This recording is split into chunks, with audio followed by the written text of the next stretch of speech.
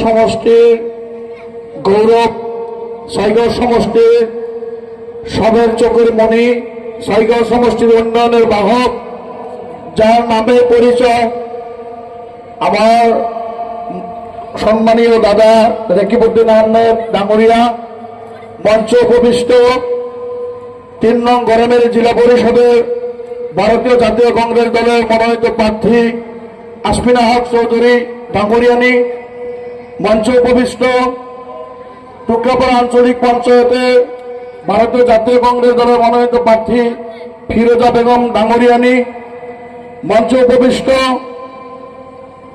Garaimari block কংগ্রেসের সভাপতি তথা এক সময়ে যুব কংগ্রেস করে আমাদিগকে উৎফুল্লিত করে রাখা, যুব কংগ্রেস অতি শক্তিশালী করে রাখা আমার দাদা নুরুল ইসলাম সাহেব, মঞ্চ উপবিষ্ট কামরূপ জেলা কংগ্রেস কমিটির উপসভাপতি শাহাবুদ্দিন চৌধুরী ডাঙ্গরিয়া, কামরূপ জেলা কংগ্রেস কমিটির সাধারণ সম্পাদক দাদা জাকির হোসেন এবং শাহজাহান দা ডাঙ্গরিয়া, গড়াইমারি ব্লক মহিলা কংগ্রেসের সভানেত্রী সাজিদা বাইদেউ ডাঙ্গরিয়ানি, মঞ্চ উপবিষ্ট ছয়গাঁও সমষ্টি যুব কংগ্রেস কমিটির উপসভাপতি বাদ্রি মাতিন খান ডাঙ্গরিয়া, মঞ্চ উপবিষ্ট সম্মানীয় ভারতীয় জাতীয় কংগ্রেস দলের পদবীধারী ব্যক্তিগণ,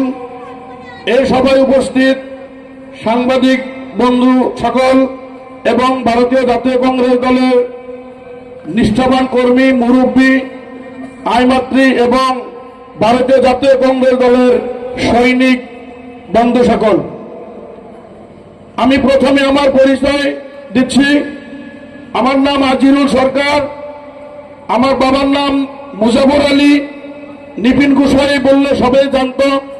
তো যাওয়া 1 বছর গত আমার বাবাকে আল্লাহর কাছে নিয়ে গেছে। আমার বাবার জন্য আপনার দোয়া এবং আশীর্বাদ করবেন।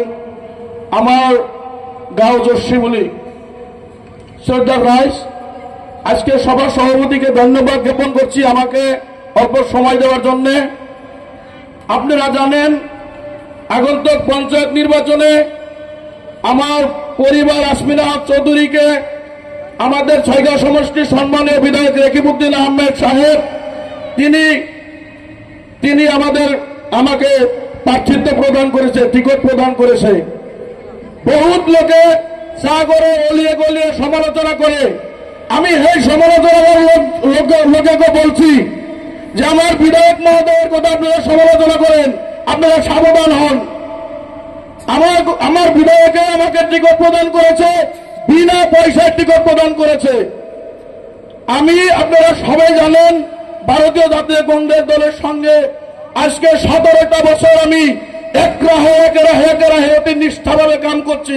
তাই আমাদের বিধায়কে আমার যে দুঃখ কষ্ট, আমি যত নিষ্ঠাবান হিসাবে কাম করছি, আমার কামের দাম হিসাবে আমার ভারতীয় জাতীয় কংগ্রেস দলের টিকিট বিনা পয়সায় উপহার দিচ্ছে।